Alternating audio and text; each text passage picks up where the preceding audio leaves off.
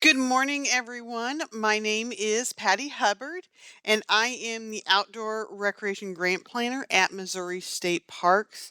And this is the 2024 Grant Application Workshop for Project Development and the LWCF Boundary Map for the Land and Water Conservation Fund grant. Hopefully, everyone has been able to download the application and the open project selection process, which are the directions to the applications, or we call it the OPSP for short. If you have not downloaded it yet, there is a link in the note pod to the LWCF website where you can download that right now.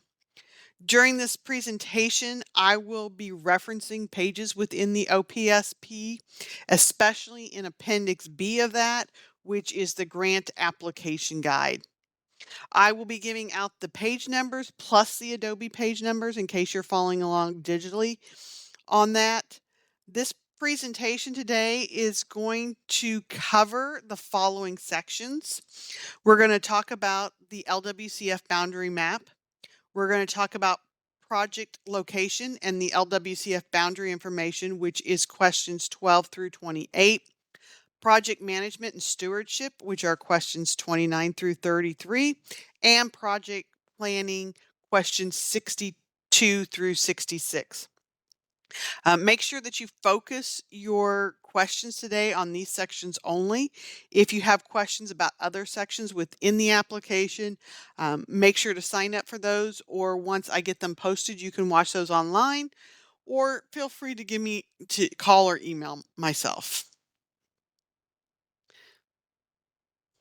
So let's talk about the application itself. This application looks very similar to last year's application, but there are a couple of changes. So please make sure you're filling out the 2024 LWCF application.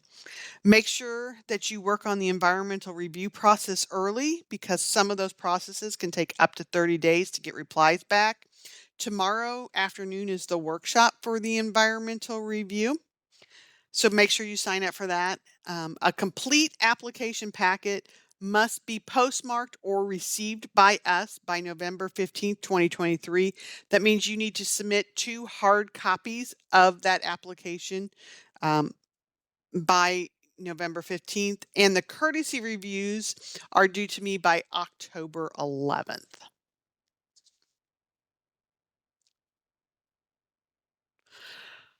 So before we dive into the actual application, we're going to discuss preparing an LWCF boundary map. This map will be useful when filling out parts of the applications that we will go through today. In your application guide on page 19 through 20 or Adobe page 43 to 44, you're going to find this checklist that's on the slide. It is designed to help you make sure that your map includes the information we are looking for on an LWCF boundary map. Be sure that you include everything on this checklist. Take the time to create a good quality map. This map is very important because it becomes a part of the federal record that designates your project area as a park and protects it for outdoor recreation use in perpetuity. I want to make sure that this is clear because sometimes people think that what is protected is only what LWCF grant funds paid for, and this is not true. We actually encumber the entire park. So, for example, if the grant purchases playground equipment within a 20-acre park, the entire 20-acre park is what is being designated as an LWCF protected public outdoor recreation site, just not the playground. Okay. It is very rare that we do not encumber the entire park within the boundary map. An example of where we may not do this is when we're working with a school district. Usually school districts, we just take what we need to. Everyone else, we usually take the whole entire parcels that are within the park. Projects that are funded are required to record the declaration to public outdoor recreation to the deeds or deeds associated with the property included within the LWCF boundary map. So if your project would be funded, at the end of the project, we have a declaration of deed restriction that you're going to place on every single deed that's within the boundary of the park. These maps should be no larger than 11 by 17, and most of our maps come in on a regular 8.5 by 11 sheet of paper. This that size works really great for city and county parks. If it's a large acre park, I do recommend using the 11 by 17 size. Maps should be drawn using a satellite or aerial imaging, such as GIS, Parcel Viewer, Google Maps, or Google Earth. Even though our example here that you're going to see is in black and white, we do want your maps in color. So the next page in the application guide is an example of what a map looks like. Like I said, it's black and white. We would prefer yours to be in color. Each required element has been given a numeric label just for your reference that illustrates what it is on the checklist. You do not need to include these numbers on your actual map. Just make sure that you have all these things labeled on your map or that they are present on your map. Your map needs a title that says that this is the LWCF boundary map, and it should include the park name and the project title. You have to have a north arrow, a signature line, and the signature should be your official recipient who signs your application. That's who's also signing this map. The date when your authorized representative signed the map, plus number 5 is the date that the map was prepared. So you have 2 different dates on this map. You have the date it was prepared and then the date it was signed by your representative. Number 6 is asking you to delineate the project boundary with feet and subtract the square footage of anything that can logically be excluded from the boundary map, such as community buildings or a school building. And those buildings are things that you listed in question 33 on the application. Indicate any utility or underground easements and overhead lines and make sure that those are marked clearly on the map. If you have those easements throughout your park for like Ameren, if Ameren has electrical lines that are going through your park, those need to be clearly marked to show where their easement is. Or even if there's sewer going through there that's owned by some that you have an easement for. Make sure all easements are marked on the map.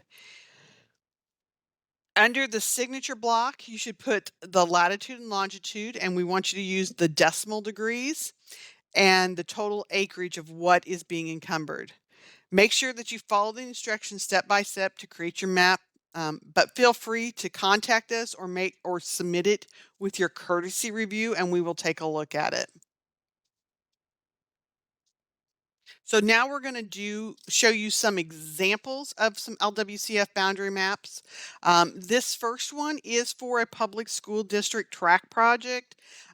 This map shows a legend on the side that explains the different boundaries located on the map.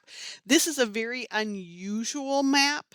Usually we don't have this many boundaries listed on a project, but what this shows is that the school has a piece of property that sits very close to and actually is right up against other parks within the town. So what we are showing on this map to MPS is that the surrounding parks are not owned by the school district. If the school district owned those properties, there's a chance national parks would have us encumber them. So if your city has a park on one side and it butts up to another park, um, if it's not the same park, you may have to say, well, this is a whole different park and explain why it's a different park. even though they're butting up to each other. Because national parks may say, well, they're both connected, they are connected to each other. We're taking the entire two parks as one. Okay. So that's why we've clearly shown who owns each one of those to show that the school is just their property. And as you notice, the school actually has their buildings surrounding there. So we're only taking the track and the ADA parking. So this is a example of what a school district's boundary would look like. Um, at the end of the project, the school district will be required to do a survey of the property in order to get the legal description of the boundary in order to record it in the deed restriction, because their deed actually has the entire property, all the acreage, including all the buildings in the deed. So they will have to get a survey done to get that shrunk back down. Here's another one. This is City of Billings. This is an example here of a boundary map where, if you notice, 7 and 4 are actually within the property of the park, but that is where their cell tower and water tower are. Cell tower and water towers cannot be encumbered under an LWCF program. They're not allowed to be built inside protected parks. And since this is a brand new park, what we're doing is we are going around that and not encumbering that area.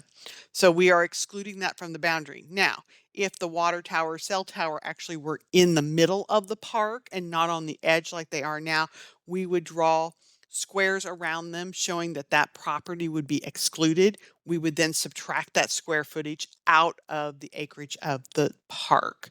And that is what they've also done here. Their park was actually a lot bigger than the 9.3 acres, but they subtracted out of the square footage where the water tower and the cell tower sat, and they came up with 9.43 acres. And you can see how they listed each of their pieces that they're going to be working on as part of this project.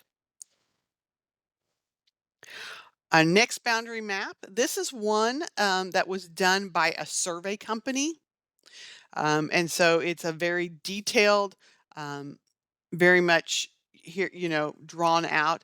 The only thing we would ask for this is that you have the lines of the actual LWCF boundary in a separate color. So it's very clear which one of these lines is actually being protected as the LWCF park. This is our last example of a park, and this is your example of what a very large park will look like. So this is Weston Bend State Park. The total acreage of this park is actually over 1,133 acres total. So you can see how they've had to really, this fits on an 11 by 17 piece of paper. It's shortened down and stuff, but you can very clearly see here what the boundary is, and it has a very nice key at the bottom.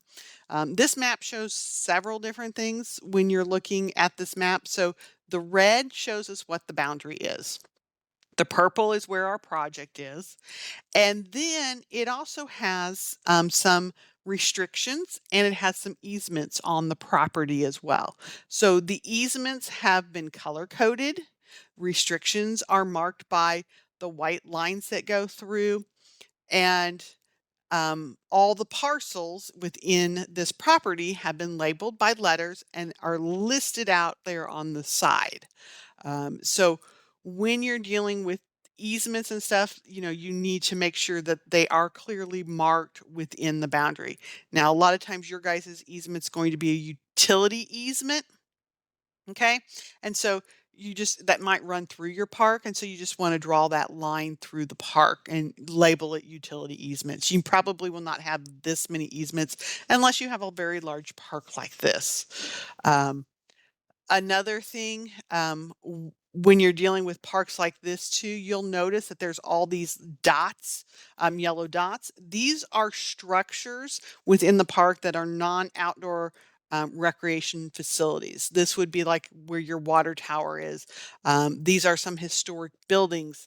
One of these is a residence that's within the park that cannot be encumbered under the LWCF um, Act. And so we have to clearly mark them on the map. We have to say how many square footage they are, and then we have to subtract that square footage from the total acreage. And at the very bottom in that key, you can see where we have the total acreage of what Weston been. We have the total of the non-outdoor recreation facilities, and then we have the total that will be encumbered as the LWCF boundary. So this map kind of shows everything. And I like to show this one because it does show what a big park looks like. So you've got to pull it way back in order to get it all on the map. So remember, your entire park needs to be on the map.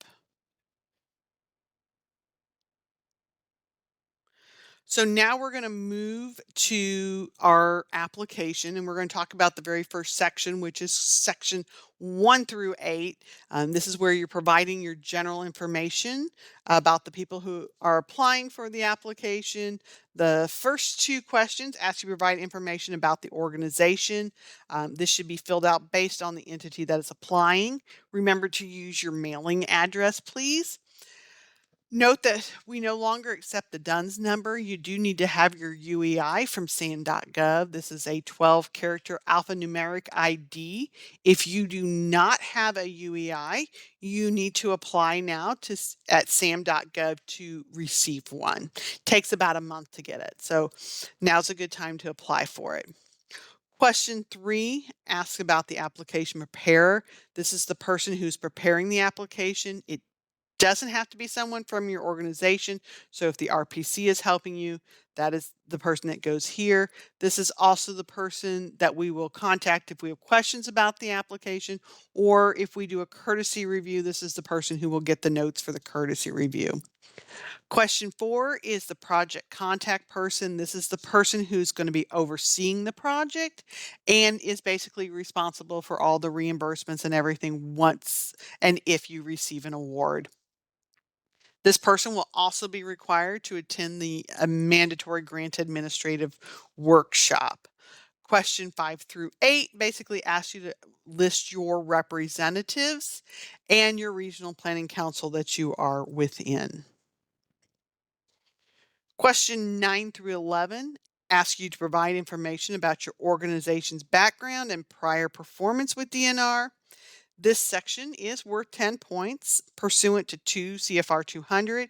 We are required to conduct a risk assessment of all applicants to ensure that we are being good stewardships of taxpayer dollars and that we are only awarding grants to entities that have the capacity to manage the project. The answers given in this section provide some information about your organization. If your project is selected to move into round 2 of the grant round, you will be asked to provide additional information at that time in order for us to complete the risk assessment. You will be asked to provide things such as your most recent audit and your accounting policies and procedures. Make sure to answer these questions based on the organization listed in question 1. So, for example, if the City of Missouriville Park and Rec Department is the applicant, the information in this section should reflect the department and not the city as a whole, or vice versa. In question 11, please provide um, your grant history with the Department of Natural Resource as a whole, just not what grants you've received from the LWCF projects. Only talk about grants that you've received in the last 10 years. Please make sure to provide accurate information. So if you would move on to round 2, we would have to be conducting the risk assessment and we could talk to those grant managers about your entity. The first section we will cover today is the project location and LWCF boundary information, which is question 12 through 28. This section is worth 10 points. So we are starting on page 23 of the application guide, or it's Adobe page 46.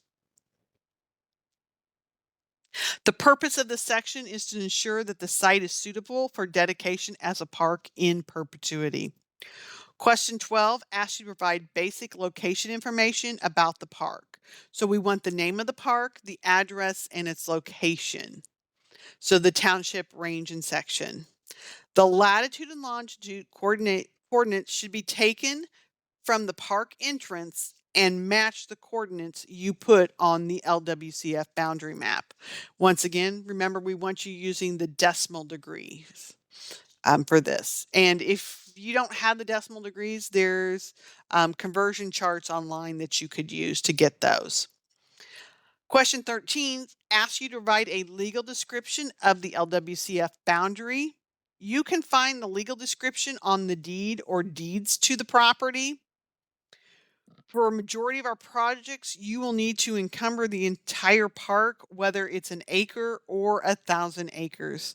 The only time you may not encumber the entire park is if you are a public school district or if you already have a community center, a water tower, or a cell tower built within that park. And then we will work on not encumbering those. Um, if for some reason you think you have a park and you don't feel that you should have to encumber it all, I recommend that you please call me so that we can talk through your reasoning behind that.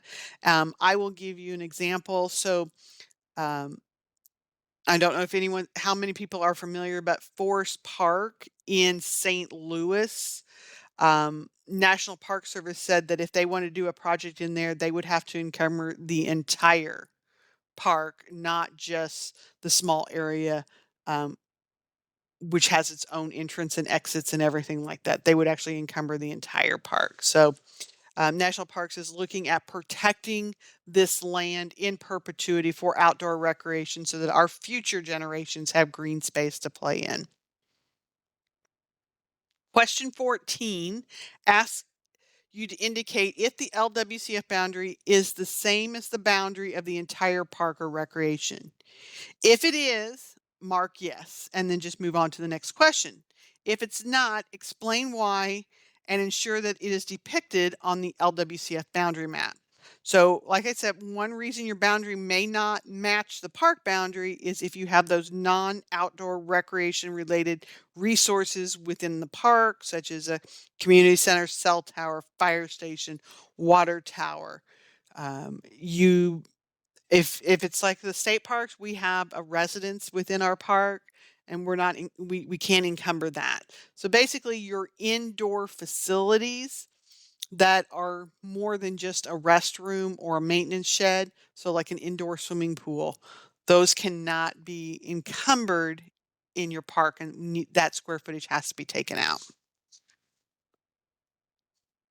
And then you definitely want to make sure you are clearly marking those on that LWCF boundary map. Question 15 asks if this park is already an LWCF protected park. The LWCF program has been in existence since 1965, so we have a large inventory of parks that are already protected under this federal law. If you do not know if your park is already protected, you can email me at mspgrants@dnr.mo.gov and we will check the information and send the information back to you. Or you can also go out to our LWCF website. We do list the protected parks by county, and we do have the name of the parks that are protected. This was last updated with our 2020 projects. This question also asks you to identify the acreage of the park. The park acreage that you enter here should match exactly the acreage on the LWCF boundary map. Question 16 asks if you will be creating a new park or recreation area where none previously existed. If your project will create a new park, please explain what the property is currently being used for and why it was chosen for use as a park. A good example, so if you had land donated to you, you're creating a new park. Or if you purchased, parkland 3 or 4 years ago, it's been sitting there, now you're trying to make it into a park, explain why. Question 17, ask if this is an existing LWCF site, and if so, has the site name changed since the last grant? If this is not currently an LWCF park, please just write NA in the box and move to the next question. If it is a current park, you need to check no or yes for has it kept the same name or has it changed names. And usually when I send you information about the LWCF grants that your city or county has had, I will give you the grant number, I give you the park name, and I give you what was constructed within the park. And then you can see if that name has changed since um, it last received a grant. Question 18, ask if the project is located in a floodplain. To determine if your project is located in a floodplain or special flood hazard area, use the FEMA Flood Map Service Center. There is a link in the application guide on page 24 or Adobe page 47, or the link is actually located here on the slide. All projects must include a copy of the floodplain map in the supporting documents. So even if you're not located within the floodplain, I need to know that you went and looked at that floodplain map to tell where your project was. So that all needs to be included.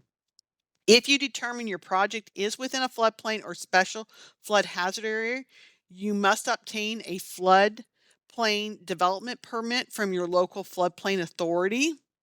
So check your county and they can tell you where that's at.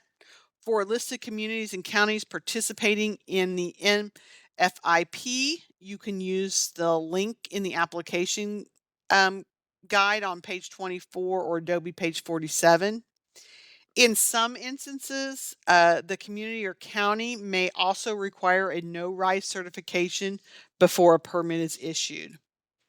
In the space provided, indicate if your project is in a floodplain or special flood hazard area and submit a copy of the floodplain map for your project.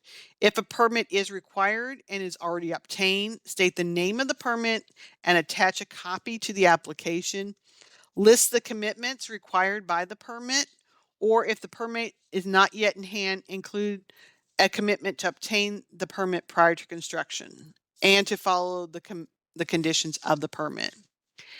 If your property or park was purchased using FEMA flood buyout funds, your total project must be approved by FEMA before you can move this project forward. So you should contact the local SEMA office and give them your scope of work for the project. And then they will send you back an approval letter that this has been approved, that your project has been approved to be done in the park. And this does not just pertain to like flood buyout property in the last 5 or 6 years. If your property used FEMA funds even 30, 50 years ago to be purchased, you still need to get approval from FEMA for this scope of work. And if you know your project is in a floodplain, you will need to have flood insurance. If you already have flood insurance in this park, please provide proof of that flood insurance. So here's an example of the FEMA floodplain map will look like. Directions on how to create this map can be found on page, like I said, 24 or Adobe page 47 of the application guide. I will also be talking more about the floodplain map creation during the environmental review workshop tomorrow afternoon. You'll note that I have marked the area of effect for this project.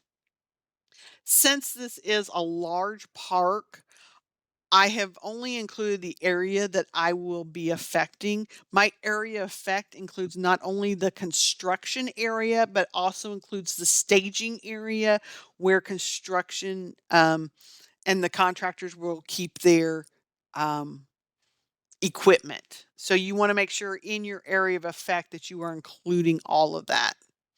If you are unsure what area of the park you're going to be affecting as part of your project, it's better to include the entire park in your area of effect.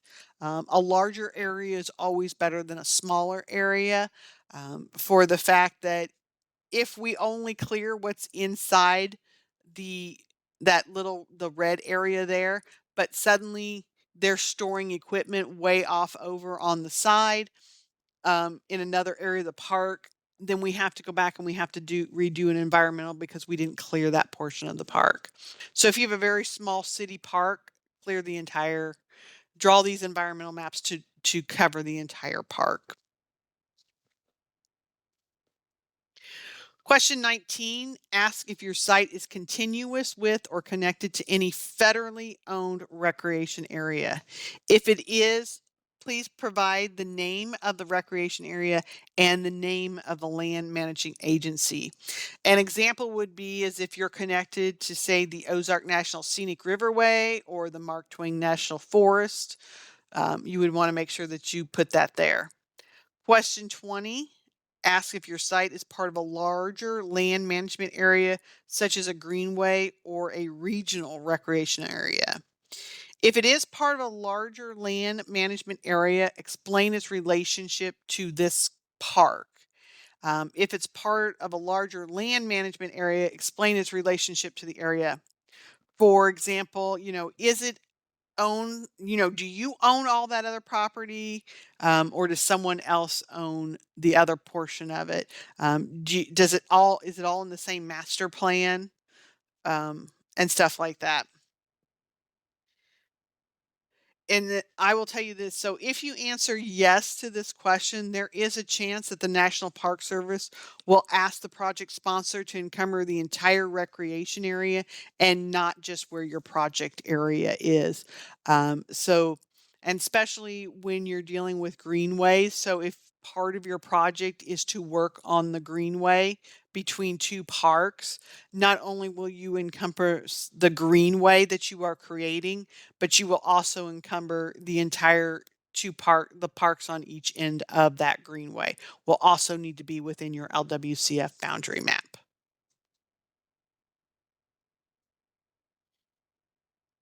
Question 21 asks you to describe the existing conditions of the site and include the size of the project area. You want to provide a written description of the current site and describe any unsafe or hazardous conditions within the park. To help illustrate where the project will be located, we recommend that you include photographs. Remember, photos are worth 1,000 words, and it really helps the scoring committee to see what you currently have.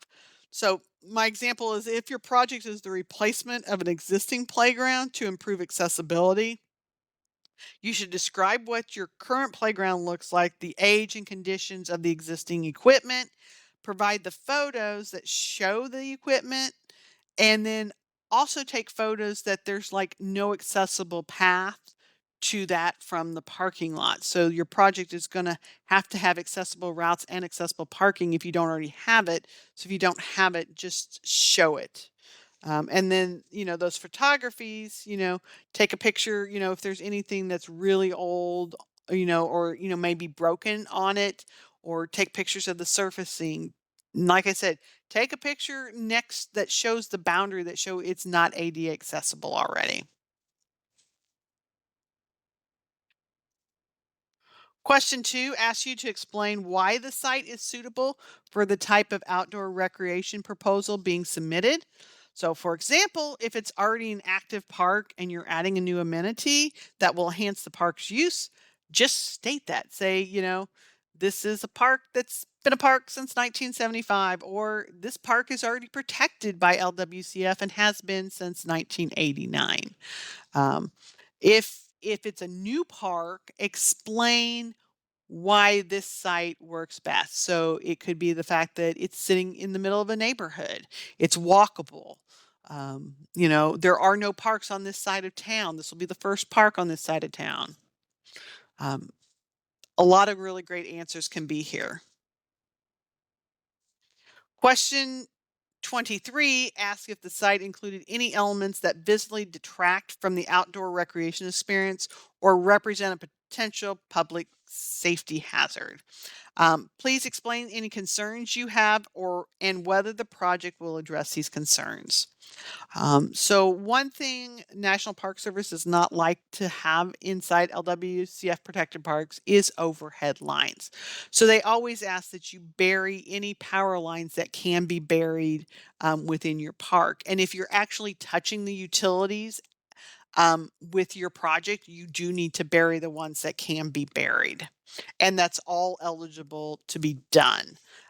So if you have overhead power lines and you're going to bury them, you can say, well, the power lines are, they're a public safety hazard, but we're burying them. Or if you have broken equipment already out there that you're maybe have a board up over so people don't use that portion of it, you're replacing the equipment. That's how you're making it safe. Question 24 asks you to provide the name of the property owner as it is stated on the deeds. If there are multiple parcels associated with the property that is located within the LWCF boundary area, please provide information for each parcel along with a copy of each deed. In order to apply for LWCF funding, the project sponsor must own the property. So this has to be property that you own, or if you are leasing it from another federal agency, you must have at least a 25-year lease on that property in order to apply. So if your property is owned by the Army Corps of Engineers and you only have a 15-year lease with them, you need to go and get that lease extended out to 25 years and make sure that they understand that they are going to have to record the deed restriction to the property once it has been encumbered. And yes, you'll be actually encumbering the entire area that is in your lease. Question 25 asks you to explain what is or will be the applicant's type of ownership or control of the property. So from the list provided, indicate if your project sponsor owns the property fee simple, less than fee simple, or if the property is being leased from another government agency. If the ownership is less than fee simple, explain what rights the applicant has and what agency holds the underlying fee simple ownership. If the property is being leased, does the lease include approval requirements related to recording the declaration of deed restriction after the project is finished? You want to make sure that's in there. The landowner must be an eligible applicant, such as a government agency or school district, and the lease agreement must be for at least 25 years to qualify for an LWCF grant. You must also have an MOU with them that states the landowner will record the declaration of deed restriction to the property at the end of the project, and they are willing to maintain the property in perpetuity for outdoor recreation once the lease is no longer in effect.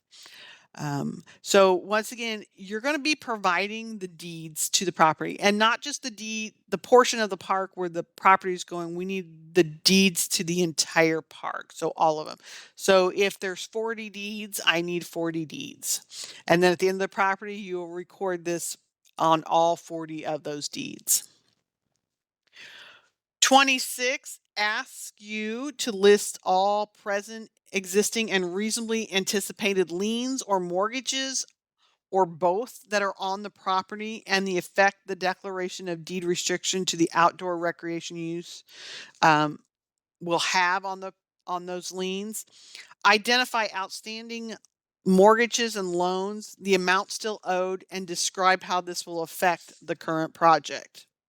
Remember that this is a reimbursable grant and the project sponsor will need upfront cash to pay for materials and supplies before receiving any reimbursement of grant funds. So, do you have enough cash on hand to get the project started, or will you need to take out a loan to start this project? If you think a loan will be required to complete this grant, fill this out and tell us how much you anticipate borrowing and for what duration you plan to have that loan for. 27, ask if there are any right-of-ways, easements, or reversionary interests associated with the project. Because the property located within the LWCF boundary will be dedicated to public outdoor recreation use in perpetuity, it is important to identify any parties who have a superior interest in the property. Please list all right-of-ways, easements, and reversionary interests associated with the site. Make sure to clearly mark the easements on the LWCF boundary map. Copies of the easements must be included with the supporting documents. If you don't know if there are any easements within the report, either read through your deeds and do a title search. Doing a title search will also give you that information. And one other thing is when you're drawing your LWCF boundary map, you want to make sure that you are not encumbering any of the right of way of the roads. Okay. So a lot of times, especially if your park might be near a highway or you have roads, a lot of times those utility lines are sitting within the right of way of the road.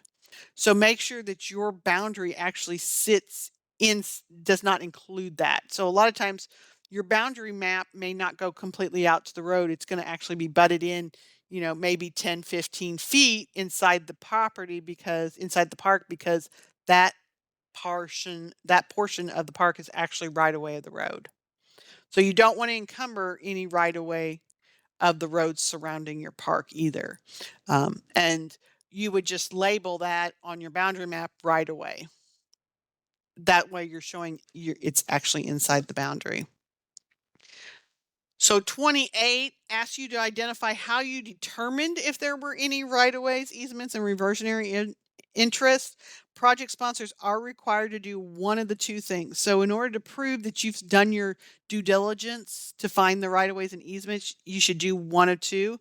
Either one, conduct a title search to identify these interests. I'm going to tell you, this is the one that we prefer you do. To do that. Your other one is you could research the property yourself by contacting the county recorder of deeds in the city, and then you would indicate on the form. And then I need all correspondence that you had showing that you actually worked on this. Please certify that the search would conduct on the property in one of these two ways. If you are acquiring property as part of your project by either purchase or donation, you are required to submit a title search to meet the requirements of the Uniform Act. I do want to point out that the federal LWCF program does not allow us to reimburse or use as match any costs associated with appraisals or other incidental land acquisition costs like title searches, recording fees, and this sort of thing. So unfortunately, it costs to do the title search. You guys have to do on your own. It's up to you. It's just part of your grant application. Our next series of questions here are questions 29 through 33. As you can see, this section is worth 10 points. This is property management and stewardship. We're now on page 25 and 26 of the guide, or page 48 and 49 of that application guide. This section asks sponsors to provide information about how the property will be maintained in perpetuity. So question 29 is asking who will manage and operate the site. So you could state the Missouriville Park and Recreation Department. It might be your Public Works Department. Don't just write the city. Tell us what department within that city will be doing it. Question 30 asks if this is a multi-use site. Indicate if this site serves more than one purpose. So really this has, for most of my projects, it's one of the two. So either you're a school and you are creating a school park, so that will be multi-use because the school uses it and the public will use it. Or if you have a reservoir where might be your public, drinking water, but it's also the place where they recreate to. So that would be a multi-purpose use, or if you happen to be on a state wildlife area. Here, you would also want to explain any type of restrictions to that the public will have for outdoor recreation to occur. So, for example, a school may only allow public access when school is not in session, and it should be included on the school community agreement, which is part of your supporting documents. So, be very specific on the times when the public will have access. It's important to show that this is a benefit to the public and not just to the school. There's a template for this agreement on page 18 or Adobe page 41 of the application guide. And I will let you know that the National Park Service is really looking, especially at schools, that these projects are not just a benefit to the school, but really truly are benefiting the public more than they're actually benefiting the school. So if you're doing like a track project, that track, should be open from sunrise to sunset. But maybe from 8 to 3 or 4, it would be closed because school's in session. And then be very specific about when track practices start, your time of your track practice. So if your track practice goes from 4 to 6, then it would be back open from 6 to sunset. And the track season is only from this time to this time. If it's a school park and it's your playground, it'd be closed from 8 to 4 while school's in session, but after school it's open. It might be open before school. It's definitely open in the summer, on holidays, on weekends. It would be open from sunrise to sunset. So you just want to be very specific on your times. Question 31 asks if there are any pre-existing or planned indoor facilities on the site that would not themselves be eligible for LWCF funding. This question is asking about the buildings within the park. So LWCF assistance will not be provided for support facilities or portions thereof that contribute primarily to public indoor recreation activities such as community centers, meeting rooms, auditoriums, libraries, study areas, restaurants, lodges, motels, luxury cabins, furnishings, food preparation equipment, kitchens, and equipment sales areas. Boathouses, public restrooms, and maintenance sheds are eligible for LWCF assistance since their basic function is to provide support for outdoor recreation. So restrooms obviously are included. What they're really trying to get are the other buildings. Make sure that they're clearly marked on the map again, and that you talk about them here and how much square footage that's actually taking out of the park. If you already have in your master plan plans to build a structure, an indoor structure within this park, and it has not been completed yet, you would want to put that on the map as well. And then you would want to explain when construction for that project will occur and the location and size of that indoor facility. That way we can show that this is being planned. Because if you, after you protect the park, you can't come back in and build it. But if we know you're going to build it, we mark it on the map and we show that it's going to be there. Question 32. Ask if there are any pre-existing or planned resource management practices occurring within the LWCF boundary. And this includes stuff like timber management or grazing. So if you already allow grazing within your park by local farmers, you would need to let us know about that. You want to describe the nature of the practice, the anticipation of the duration of it, and how the practice supports outdoor recreation. Question 33 asks if there are any pre-existing or planned uses of the site that are incompatible with LWCF requirements and should be excluded from the LWCF boundaries. If there are, please describe the nature of use and ensure it's clearly depicted on the proposed LWCF boundary map. So examples of this will be, this is where your cell towers, your water towers, or if you have a professional sports arena within your park, those things would need to be excluded and we'd have to draw the boundary around them.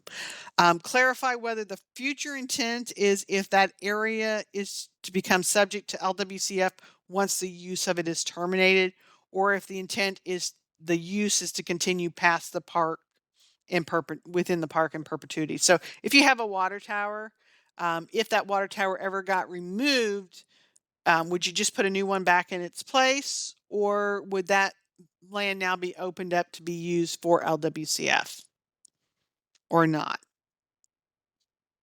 You want to make sure that you're drawing around, the water tower, cell tower, if it's within your park. If it sits on the outside of your park, then we won't even include it within the park and we'll just draw a boundary around it. Question 34 asks you to provide a detailed post-completion plan on how the project will be maintained and managed in perpetuity. And this is just not the project, but now the entire park, because the park is now protected.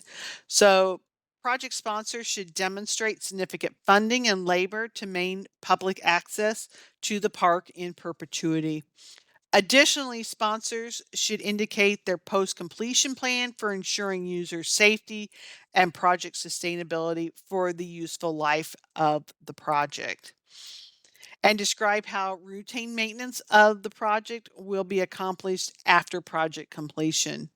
Include who will perform the maintenance and the necessary repairs and how often maintenance inspections will occur. The scoring committee has really told us that they like to see that you guys have put some thought into how this park will be maintained in perpetuity. So the more details you can give about your plan, the better. So if this is an existing park and you already mow it, during the summer once a week, during the winter once a month, just say, we're going to continue our regular maintenance and here's what our maintenance schedule is. We inspect our restrooms every day, or, this is our routine that we follow and we're already doing it in this park and we will continue this, in perpetuity. Do you have a special park fund set up for any repairs to the park? How often do you do safety inspections within the park? So make sure you're giving very specific details here to really help the scoring committee understand that you're maintaining this park in perpetuity and the project and the facilities for their useful life. Our next series of questions are 62 through 66, and these pertain to project planning and ask the sponsor to demonstrate that the project is well planned and a feasible project. We've jumped to page 28 or Adobe page 51 in the application guide, and this section is worth 10 points. Question 62 asks you to describe how the project aligns with the State Comprehensive Outdoor Recreation Plan, or SCORP priorities. The SCORP is a 5-year planning document that identifies outdoor recreation issues of statewide significance and evaluates the supply of and demand for outdoor recreation resource and facilities in Missouri. The SCORP provides unified guidance to state and municipal agencies as they develop and expand outdoor recreation opportunities for the respective consultants and jurisdiction. Priority will be given to projects that provide opportunity for program and activities identified in the SCORP, such as the opportunity for biking, camping, walking, running, jogging, gardening, dog walking, wildlife viewing, fishing, family gatherings, and youth-related activities. Project proposals to develop facilities listed as priorities in the SCORP will also be weighted more. The current SCORP is the 2018 through 2022 that you guys will be using for this application. The state is currently working on updating the SCORP, but is not completed at this time. So please just use the 2018 through 2022 guide. I will give you a very helpful hint. If you look on page 73 of the SCORP, that is where all the goals and priorities are listed. The scoring committee does like you to say, okay, we're in goal 1.6, and then explain how your project meets that goal and objective. You don't have to rewrite the goal and objective. You just give us a number and explain, you know, we're using LWCF funds to do this with our project. One of them is about obsolete facilities, renovating facilities that are old, and tell what that is and tell how your project fits into that goal and priority. Your project may, fit 10 of them. Pick 2 to 3 of the major goals that your project meets and write about those. Question 63, ask if the project is identified in a local school, regional, county, and or park comprehensive plan, master plan, or special study. Project sponsors are strongly encouraged to develop project applications that meet high priority needs of the intended clientele. The project sponsor should indicate if the proposed project is included in a regional or local recreation master plan, capital improvement plan, or other land use management plan. If yes, provide the name of the plan, the governing body that adopted it or approved the plan, and when the plan was approved and adopted. A copy of the relevant portion of the plan, do not send the entire plan, should be included with the application. If you don't have a master plan or a special study, just write, the city does not have a master plan developed at this time. Just don't leave it blank. When you leave things blank, the scoring committee thinks you forgot to fill it in. So at least write something in the space to show that you did acknowledge the question and you did try to answer it. Part B of that question, ask project sponsors that they should explain how the project fits into other projects that are planned at the same park in the next 3 years. So if you have future phases for this project that are going to happen right after you finish your phase, talk about those here. Okay, that's where you talk about. So if you're doing phase 1, you're going to talk about phase 2, 3, and 4 here, if whichever one of those is going to be done in 3 years. Talk about, if you're in phase 2, talk about phase 3 here. Okay. Question 64 asks you to describe the process that led to the development of this proposal and how the public was involved. Project sponsors are strongly encouraged to involve the public when determining project need. Public involvement is the means of building support for the project as well as a method for identifying potential partners or donors. The project sponsor should describe the public involvement that led to the selection of the project, such as public meetings, open houses, surveys that they could have sent out. The project sponsor should also summarize any feedback or commentary received from the public that shows support and or opposition to the project and indicate how you guys dealt with those concerns. Attach the proof of that public involvement with your application as supporting documentation. Question 65 asks what design elements are included that contribute to preserving environmental resources of as part of ensuring a quality outdoor recreation experience for future generations. This question is asking project sponsor to describe what steps they will take to avoid and minimize impacts to cultural, historical, and archaeological resources, threatened and endangered species, wetlands or streams, water and air quality, floodplains, farmlands, etc. Other factors to consider include landscaping with native species, preventing the spread of noxious or invasive species. So, are you removing them? Minimizing impacts from hazardous waste sites and sensitive to environmental justice issues. Project sponsors should also include any design features that will increase sustainability of the project, such as features that provide erosion control and minimizing stormwater runoff, or design elements that are unique, such as recycled materials, developing with a smaller footprint, maybe using less concrete or asphalt, incorporating energy efficiency, such as using timers or sensors, installing solar panels on the roofs of your pavilions or on your restrooms to operate those bathrooms. Are you using gray water? Are you collecting the rainwater to be used elsewhere in the park? Have you created a rain garden that will attract butterflies and stuff like that? So that's what this question is really asking. What are you doing to help the environment? Question 66 how how access requirements under the Americans with Disability Act and Architectural Barrier Act are being addressed for your project. For projects using LWCF funding, your project is expected to meet ADA standards.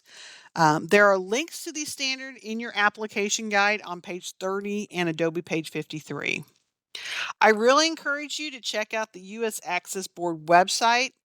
Um, if you click on that link, they break up the ADA standard by different facilities, such as accessible routes. They have one for restrooms, drinking fountains, and parking places. Under the recreation facility tab, you will find stuff for play areas, play surfaces, swimming pools, wading pools, golf facilities, fishing piers, platforms, and sports facilities, which include baseball field and court facilities. That site really helps you if you don't understand what you have to do to make something ADA accessible. In the box, you should explain how you plan to meet these requirements. The NPS asks that we address both how the facility will meet ADA and ABA, but also that there will be accessible routes to each facility and accessible parking. Every element of the project must now have an accessible route to it from the parking lot. You can earn more points by demonstrating that you have gone above and beyond the minimal expectation. The standard list on the U.S. Accessory Board website generally lists the minimum requirements needed to meet ADA. But if you actually go and look at the play surface, it does a comparison of 4 different types of play surfaces that all meet ADA standards. So if a community installs a universal access playground, you're going to have to tell us how you made it ADA accessible, and then you can actually use that chart that has the different surfacing to explain, how your surfacing maybe went above the minimum of ADA. So, and remember that if you tell us that you are doing a universal playground, you need to tell us how it is universal and how it is helping the broadest number of people that it can benefit. And note that there is a difference between ADA accessible playgrounds, inclusive playgrounds, and universal design playgrounds. So tell us which one you're doing and how it meets those requirements. On the last page of the application is supporting document checklist. The supporting document checklist is provided on the application as an aid to project sponsors and should be completed before submitting the application packet. The supporting documents are required documentations to support your application and must be included in your application.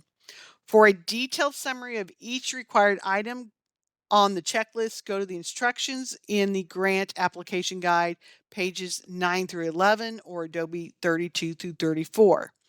During this presentation today, the supporting documents needed for this section include the LWCF Boundary Map, proof of land ownership, which is the deeds. Now, I will point out with the deeds, if you have multiple deeds for your property, I only need 1 copy of each of those deeds. I don't need you to make 2 copies, include it with both of the applications. Include it only with one of the applications and mark that as the original application. Mark the other one as a copy so I know the deeds are in the original. So 1 copy of the deeds is all we need.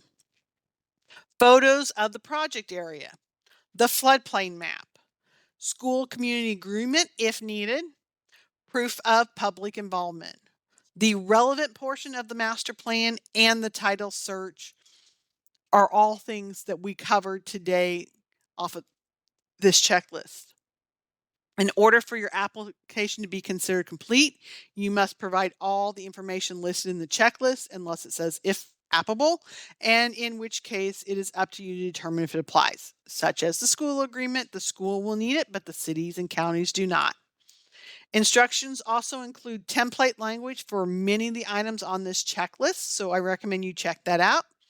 The Missouri State E-Verify is also included on page 13 through 16 or Adobe page 36 through 39, and you will fill it out and return with the application packet. Remember that incomplete or handwritten applications will not be scored. The certification of responsible person is the signature section. A responsible official of the sponsor's agency, this is the individual that is named in your resolution, must sign and date this section to complete the application, or the application will not be scored. Examples of responsible officials include mayors, city managers or administrators, park and rec department directors, and chief financial officers. The responsible official does not need to be the contact listed on the application nor have written the application, but needs to have read the application and have an understanding of the requirements of administering the grant if one would be awarded. The responsible official cannot be an independent grant writer who is not affiliated with the agency. An incomplete or inaccurate or unsigned application packet will not be eligible for scoring. And last but not least, here is our contact information.